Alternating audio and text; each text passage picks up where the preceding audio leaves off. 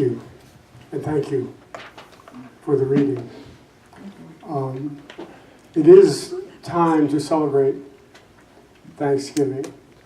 And it occurred to me as I was preparing, as I was thinking about all of this, that really what we, bottom line, have to be thankful for are these 5 universal spiritual principles. The fact that we are connected to them, that we are aware of them, that we have them to live with through every day of our lives. And we go through, we affirm them every week. But we don't take too often, do we take the time to really look at them and appreciate them. So I want to do that today, and simply by starting each one with, I give thanks that.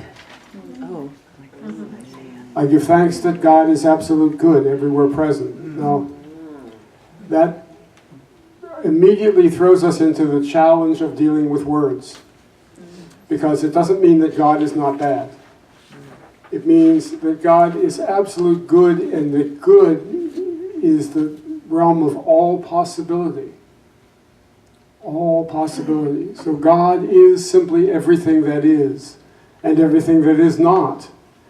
God is. And the more we work with that and live with it, the more astounding our lives become, don't they?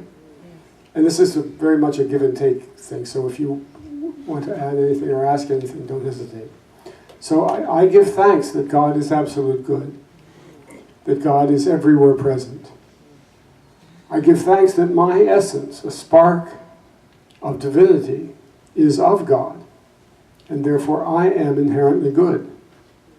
I give thanks that I am not simply appreciating God from a distance or fearing God from a distance. I am expressing God with every breath, with every choice I make. We are so out of touch sometimes with how creative we are. With every thought creates its own reality. And that is our spiritual purpose in being here. Now, I wouldn't be me if I didn't throw in a few Bible quotes, so I did jot down a few things as I was preparing. Let us come into His presence with thanksgiving. Let us make a joyful noise with songs of praise. Our friends lead us in doing that every Sunday. And we give thanks that that is the purpose of the music. It is not to change us, not to apologize for it. It is to celebrate the presence of God, to celebrate the divinity that is the truth of all things. I give thanks that I create my experience by the activity of my thinking. Everything in the manifest realm has its beginning in thought. Everything in the manifest realm has its beginning in thought. Now, that's true of good things. It's also true of challenges. And St. Paul in particular was very clear that we need to be grateful for the challenges, grateful for the opportunities to affirm the truth we know, the truth we give thanks for. He wrote in his second letter to the Corinthians, which is actually several letters mushed together, but known as the second letter. And he was defending himself. He was upset that they were changing his teachings. He had moved on to Ephesus, and they were beginning to make some changes to make things a little more comfortable, a little more understandable. And he was quite indignant that that anything should come between you and the truth. That being comfortable was not what it was about. Being creative was what it was about. And he writes, we are afflicted in every way, but not crushed. Perplexed, but not driven to despair. Persecuted, but not forsaken. Struck down, but not destroyed. So that grace, as it extends to more and more people, may increase thanksgiving to the glory of God. So whatever we are experiencing is an opportunity to express the glory of God, an opportunity to make the choices that will bring, not only for ourselves, but for others, bring a realization of spiritual truth. And that is, I think, something that we can easily forget. We see our challenges and obstacles as signs that we're doing something wrong. But we can't do anything wrong. We can't, if we see it properly, if we see the presence of God in everything, in every choice we make, then every choice we make, even if there are consequences we have to learn from, even if there are challenges we didn't expect, every choice is an opportunity to create the kingdom, to create that new dimension of consciousness that we are here to create. I mean, what are we here to do, actually? What are we here to do if not to earn our way back to God? That doesn't make any sense, because there's no place God is not. So we're not here to earn our way back to God. We are here to be God in expression. We are here to make the creative choices that will create this new consciousness, this new dimension of awareness that Jesus calls the kingdom of heaven. That place where everything comes from these principles, and there's no struggle to know them and affirm them. They simply are the truth of our being from the time we open our eyes in the morning until we close them at night. I give thanks that prayer is creative thinking, that heightens the connection with God mind and therefore brings forth wisdom, health, prosperity, and everything good.